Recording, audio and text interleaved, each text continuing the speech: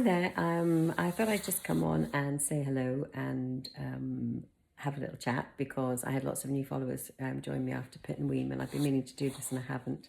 I do not find this bit easy coming in front of the camera. I'd much rather be on the other side. But I think it just gives you a chance to get to know me and a little bit of my history. I've had quite a few different careers apart from art, and before I was an artist, I was a teacher.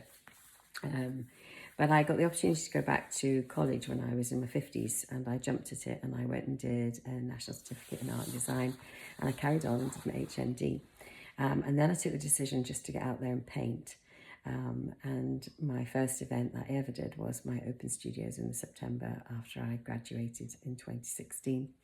And I've been painting ever since, and I'm still learning. I'm still finding my voice, my artist voice. I'm constantly influenced by the things that I see.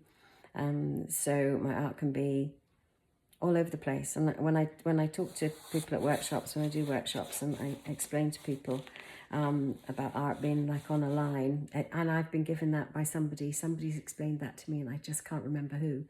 But obviously it made a huge impact and it stayed with me, and I've sort of passed it on. That art is like on a line, and at one end of the line we have abstraction, and at the other end of the line we have like photorealism. And our art, how we paint, sits somewhere on this line. And I sort of tend about here, I would reckon. I'm not too abstract because I kind of need something to hold on to. But I don't particularly like, or I don't enjoy creating anything that's too realistic.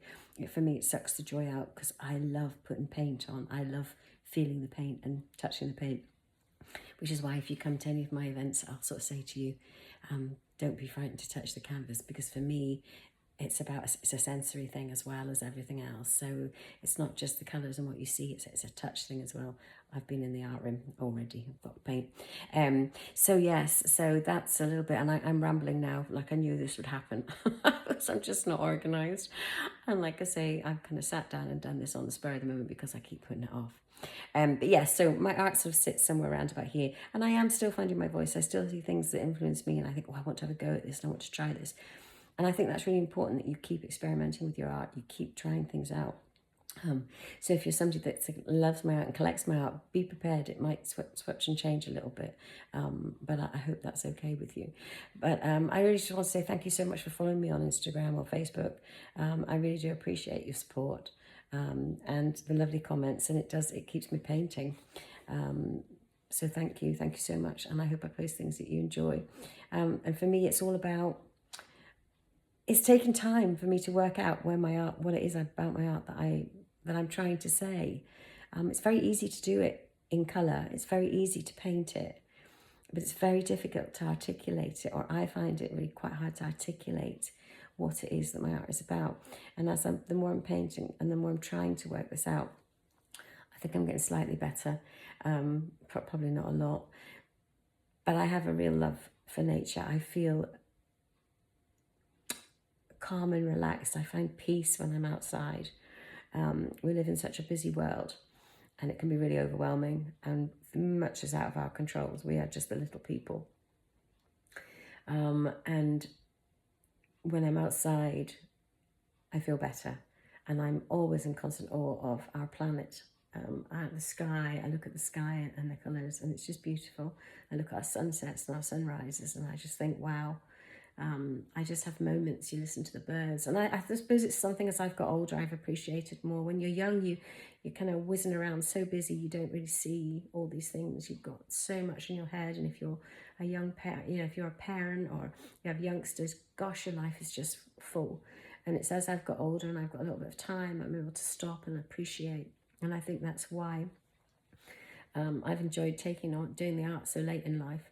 And I just love being outside. And it's an emotional thing. It's a calm, it's a peace, it's a moment to get off the treadmill. And I just hope when you look at one of the paintings, it gives you a moment to do that. You can sort of just put yourself on the beach for a minute and just stop.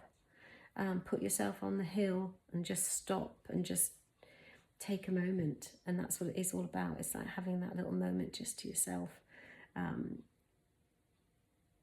And yeah, I still find it really difficult, really difficult to explain. And some paintings are more like that than others. Some are more, take on a more photograph-like, because I'm in a certain place and I want to depict it. But I'll tell you straight away, those ones don't give me the joy. The paintings that are more abstract, the paintings that are more emotional, that come from here, those are the ones that tend to end up being keepers, which is not good. There are paintings I can't let go. I have to hang on to them. I want to keep them. And I just want to create more like that so that I can pass them on, so that other people can get that feeling from them. At Pittenweem, I had a lady look at a painting that I've kept, and she just went, oh, that's given me goosebumps. And for an artist, that's wonderful. For somebody that paints, to somebody to have a reaction like that to your painting is just lovely. And I've kept it. It's one I can't let go, but I want to paint more like that so that I can pass them on. I can let them go. At the minute, they're just too precious. But anyway, I've rattled on. 6 minutes and 20 seconds. I don't even know if I could post this because it's too long. We'll see. Might have to do it in sections. But anyway, thank you so much for coming on this journey with me. And I'll see you all soon on the next post. Okay, bye.